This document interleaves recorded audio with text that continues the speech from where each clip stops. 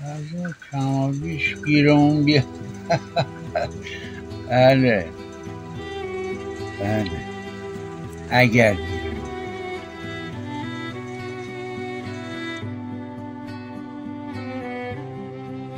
امروز روز حمام هم بوده، حمام نداریم و الان خودمون میرون شد بار گرفته دیگه.